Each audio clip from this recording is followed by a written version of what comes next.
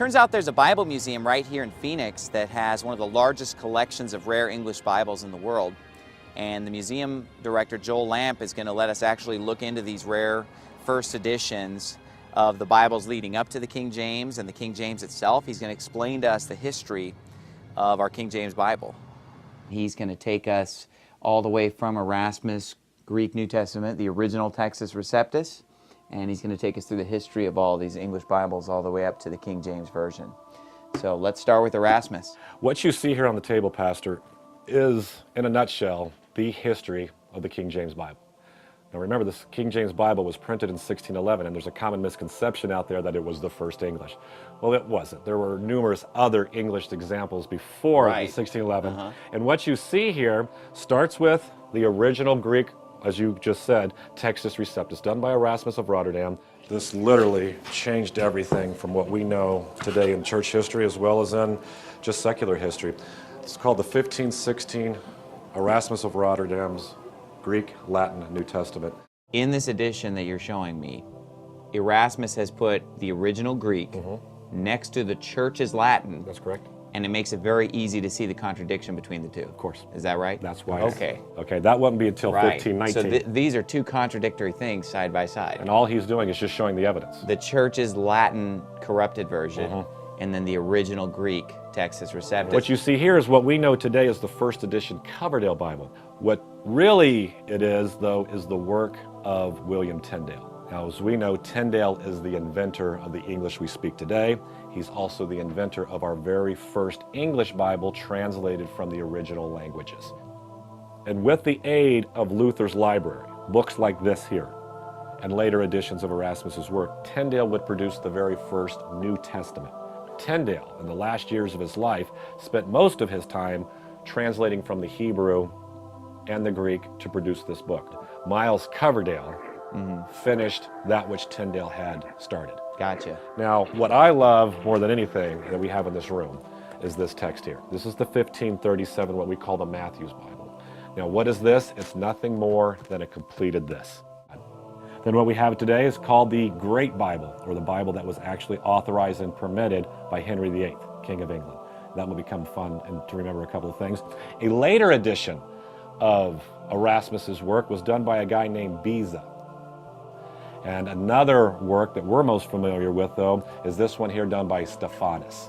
Now, Stephanus is important because he gives us the Greek that our Geneva Bible, or the Bible done by the reformers of John Calvin, William Whittingham, those guys, they will use this Greek text to translate what their English Bible is known as today as the Geneva Bible. After Henry VIII, his son takes the throne, and we know him today as Edward VI. He died very young. He was only on the throne for 4 or 5 years. But in that time, he permitted the scriptures to go free as well. But he too had no spouse and no kids, and so when he doesn't have an heir, who ends up taking the throne? His sister, who we know today as Bloody Mary.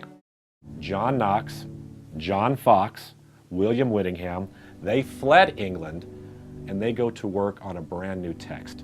And what do we call that text today? We call that the Geneva Bible. Right. What we know today as the Textus Receptus. It will go to produce what we know as the very first homeschool Bible, the Geneva Bible. Right. And so this is the book that sails over on the Mayflower. Gotcha. That's the Bible that settles Jamestown. After Bloody Mary's terror, she had a sister. Of course, we know her name as Queen Elizabeth.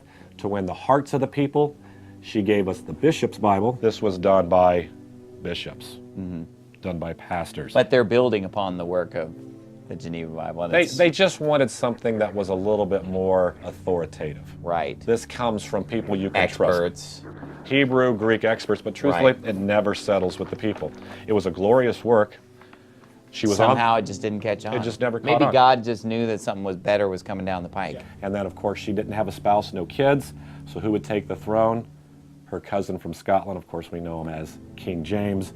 And that big, tall Bible that you see down there closest to you, that's the first edition of the King James Bible. And then a year later, he allowed the folks to buy one in a bookstore, and you're holding the very first King James New Testament. Wow.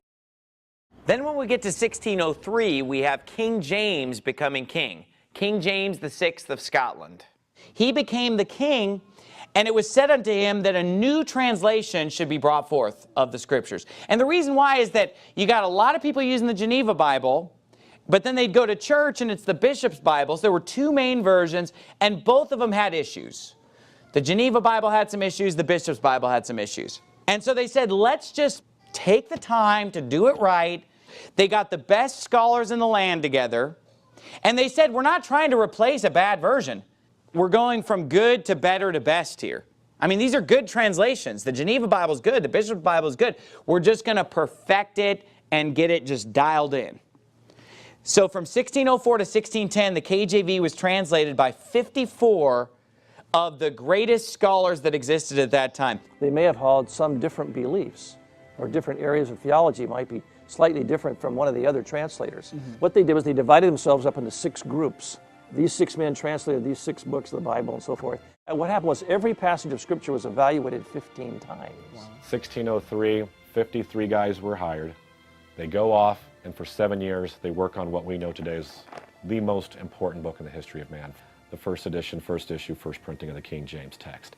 And the King James that you and I read today, of course, comes from that 1769. And in 1612, he gives us what we know today as the very first handheld King James New Testament.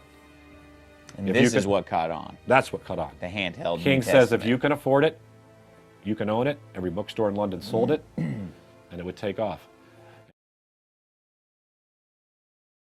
James, Tyndale, Matthew, Coverdale, Great Bible, Bishop's Bible, Geneva Bible.